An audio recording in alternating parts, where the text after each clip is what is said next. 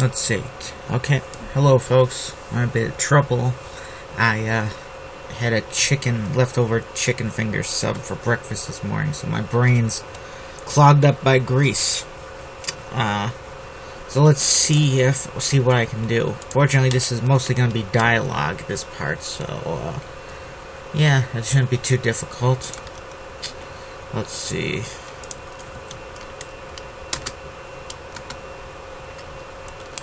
They were in one of the conquered buildings of the exterior. Not the main... in the conquered building, not the main building. But the warehouse has been cleared out and turned into something of a bunker. There were dead men. There were no dead men about. But the room stank of violence. Of blood, gunpowder, shell casings.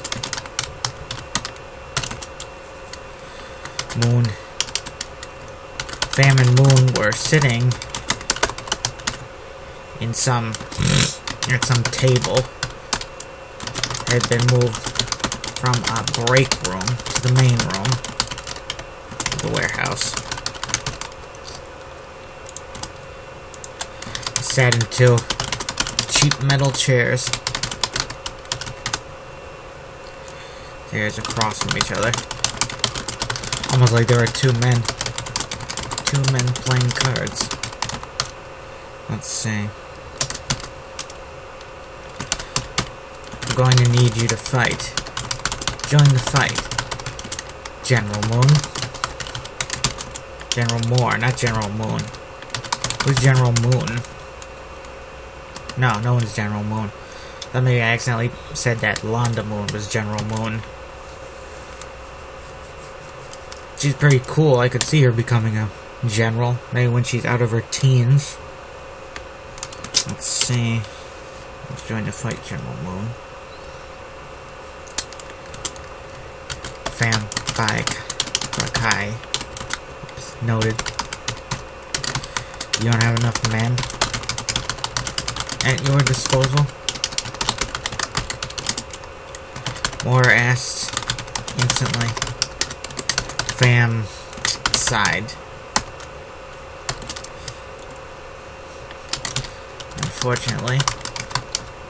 Unfortunately, no, he admitted. We took too many losses. Losses securing this area around us. The front yard. Then too many in the attack into the house. Into the facility itself. So I'm going to need you. Need as many guns. So I'm going to need you. So I'm going to need you to do some shooting. With that. I suppose my cover is blown already. I'm gonna mark down Emily because I forgot what General Moore's daughter's name is. It's not Emily, I know for sure.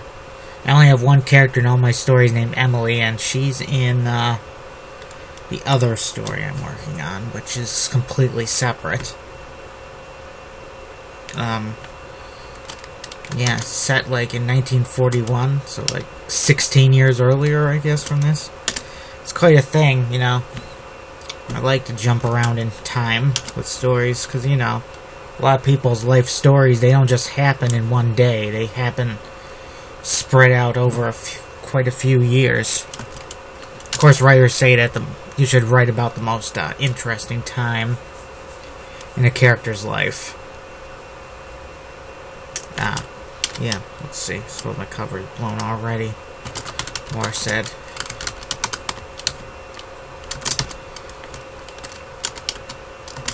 Not to threaten you much. Not to threaten you. But if you don't fight, your daughter will die. Fam said frankly. I will tell the black marketers not to help the girl. Let's see the surgery.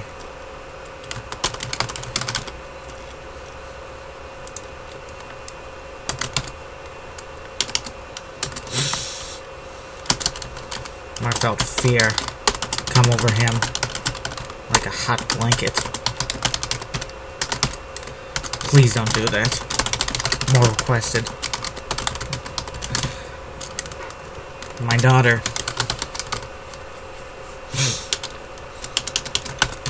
I've done so much for you people.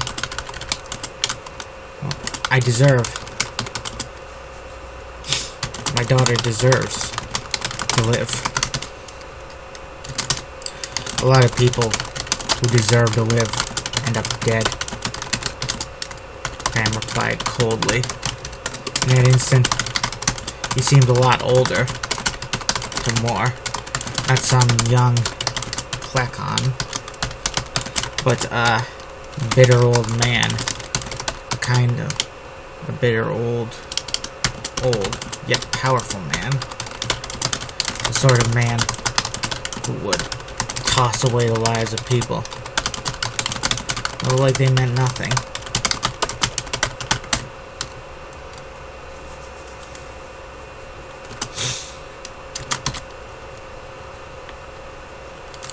What else is there? Pham didn't wait for Moore's reply before continuing. What else is there for you, anyway? More. Pham asked more. You've dishonored yourself. All that's left is...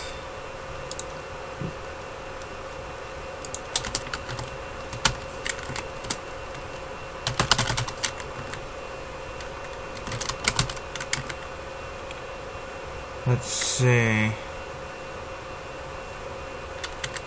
the electric girl.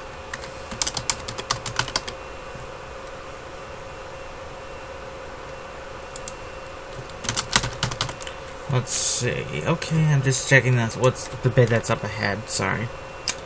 Dishonored yourself. All that's left is death. Death, more repeated, in such a way that you'd think he never considered it before. When he became a traitor in his country, death or prison became his only choices. Okay. That road. When he became a traitor in his country, that road only ended in. That road only led to two endings. The road only led to two endings. Traitor on Monday. His road had only two forks.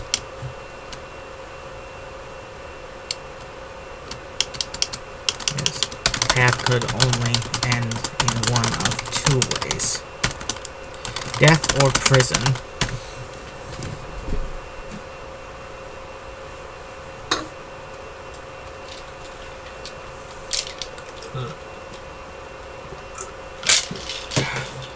Well, that energy drink didn't give me any energy, but it dried up my throat, so yay. Okay, let's see.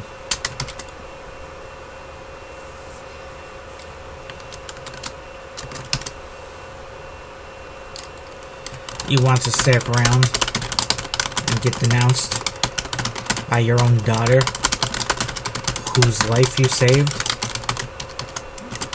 Or Sam asked. Your comrades, well, your old comrades will spit on you. Even the ones you saved in war.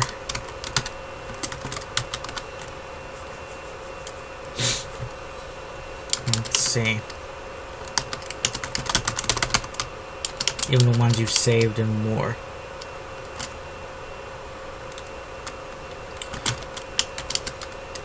I'm sure a trial, when they put you on trial,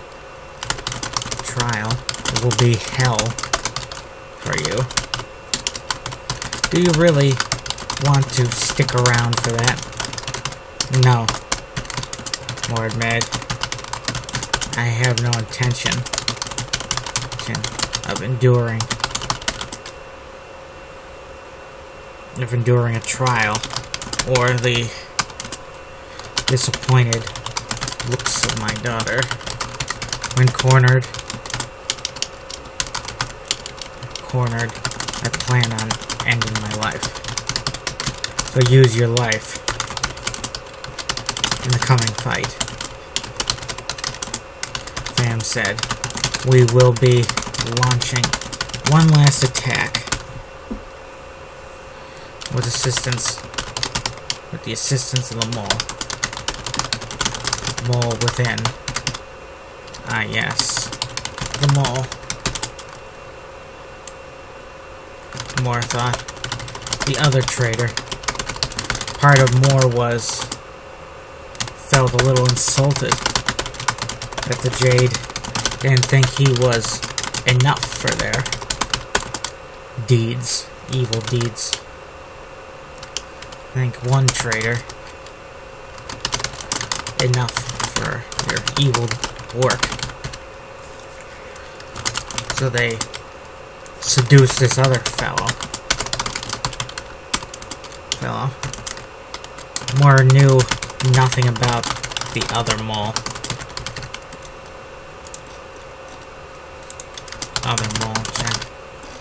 Besides his motives being much less pure than his own. Instead of saving a relative, he was just interested in money.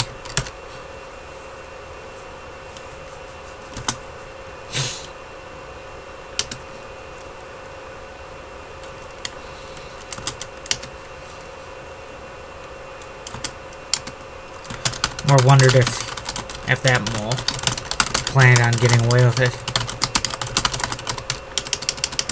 And he would likely become a fugitive for the rest of his days.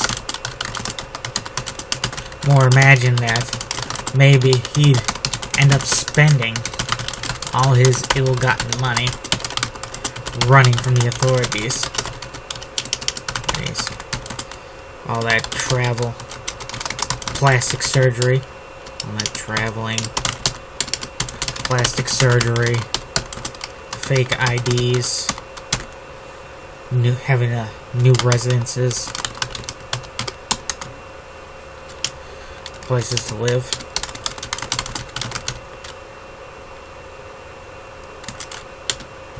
Let's see, paid for.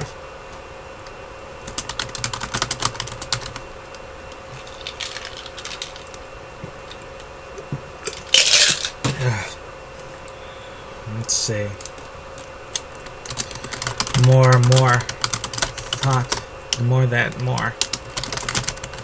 thought about life on the run, the more he horrified by the prospect. It would be better to just kill himself. That way, his money would all go to his daughter. And she could live comfortably on that. Until she found a man to take care of her.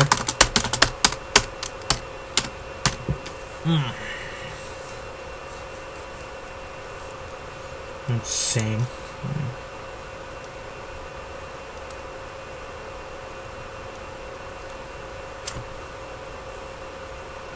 See, cut loose through the windows. I already did that part, damn it.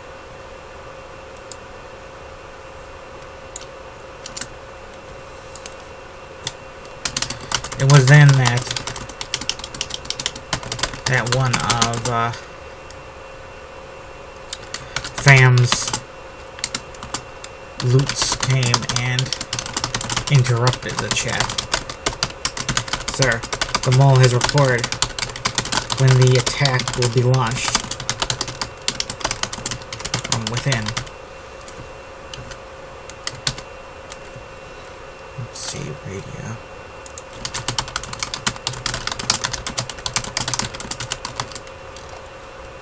Attack will be launched from within, Luke said. When? Fam asked and stood as he stood up.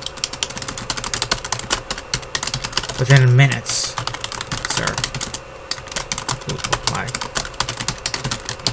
Damn it, Fam growled. I could have used earlier warning. Fam left more and loot. Left more. Going with the loot to the Jeep parked out front of the building. There was an explosion in the distance. A sound Londa Moon's grenades going off. In the hangar room. It was followed by many reports of gunfire and more grenades. A battle had broken out once again in that hangar room. That seemingly indomitable bottleneck.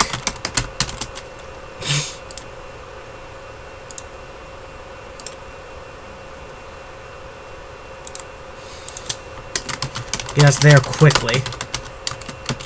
Fam yelled to his loot as they jumped in the car. They jumped in the Jeep, front of the Jeep. Yes, sir. Loot replied merrily, too merrily. The Fam's laking. It was likely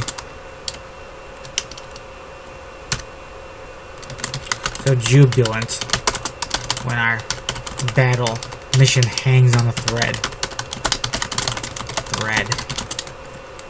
Fam replied with venom in his voice. Sorry, sir. Forgive me. Luke replied. I will try. He muttered. I will try to sound more dour from now on.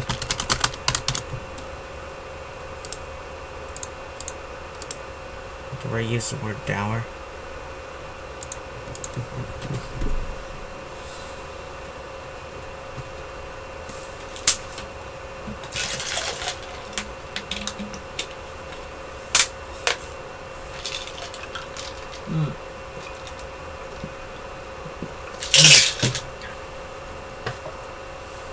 Maybe my throat is dry because I'm talking. About halfway to the door, the hangar door, some explosion ripped through the building. Larger front yard building being used. The front yard through the building. Why isn't front yard one word when backyard is? I don't understand. Front yard kind of looks cool when it's one word.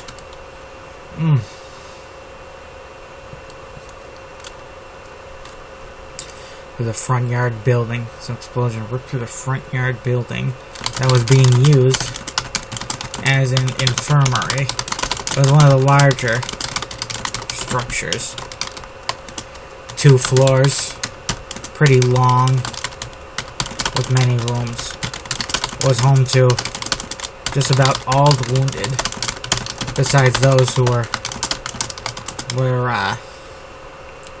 taking part, were on patrol We're moving about the base. We're still on duty.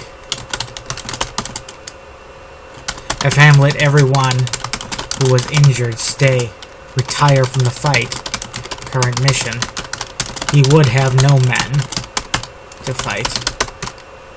The explosion had ripped through the several rooms of the second floor, sending fire erupting from the windows, from multiple windows.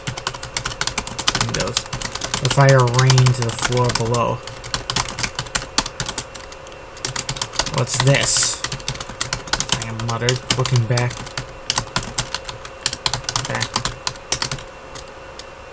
Sir, should I turn around? The loot asked from the driver's seat.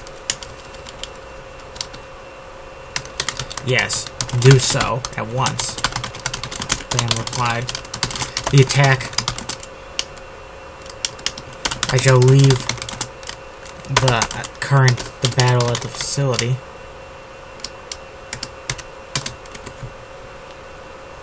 Let's see.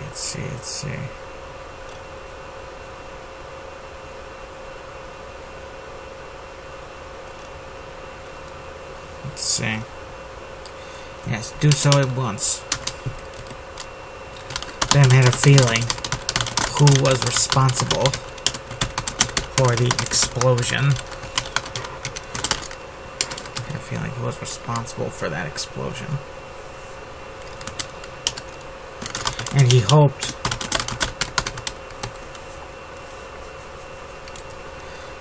this wasn't the beginning of the end for his operation.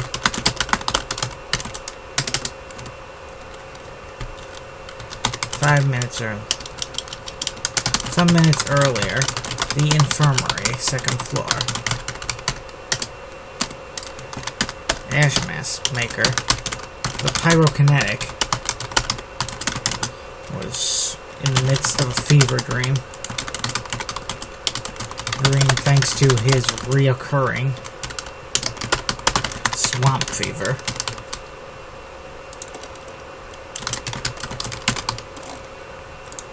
A disease that he picked up during his time in the Pacific.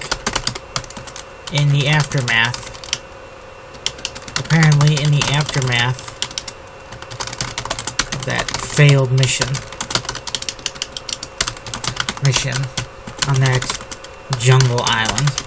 The one where he and his comrades were abandoned by Dominique Vert in the midst, Bridgington in the midst of the assault. This was not the first time Ashmaker dreamed of that incident, but it would be his last. Ashmaker relived at various points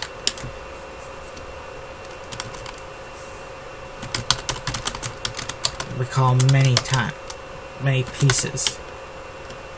Recall the whole incident as though he had photographic memory. He preferred not to remember. But when his brain was fevered, he didn't have any choice. Nice in the matter. He was like a man tied down in a theater, forced to watch a movie he didn't like. You know, like that scene in Clockwork Orange, I guess. Except without the eyes being forced open.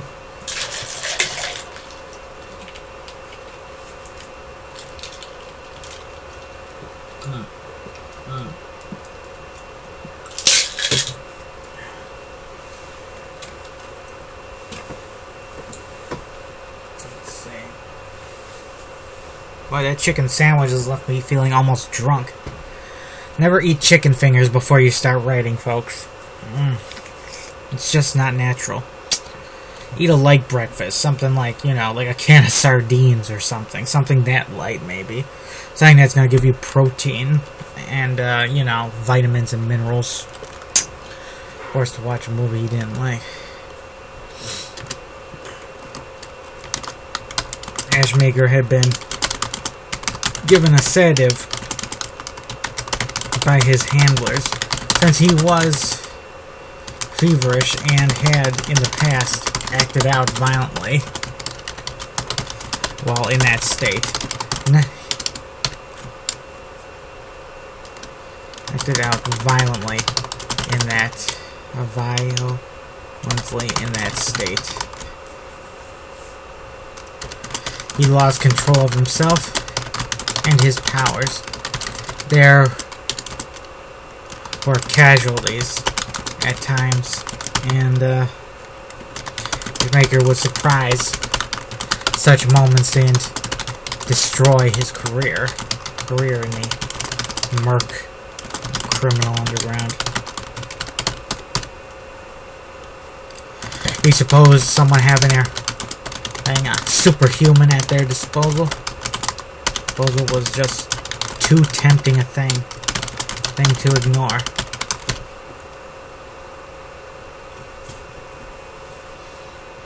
Ashmaker. When Ashmaker, let's see, what someone had. It's too tempting a thing. That's too tempting a thing. Suppose having superhuman at your disposal. You suppose having a superhuman at your disposal. Too tempting a thing for most criminals to ignore. When Ashmaker, let's see, checked to ignore. I'll check that.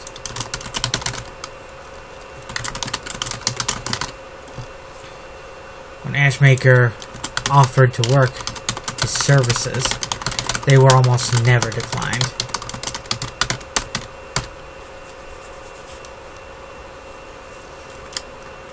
And when Ashmaker asked for double or triple what he asked for originally, he was always obliged. Nobody wanted a superhuman. Human causing problems for them.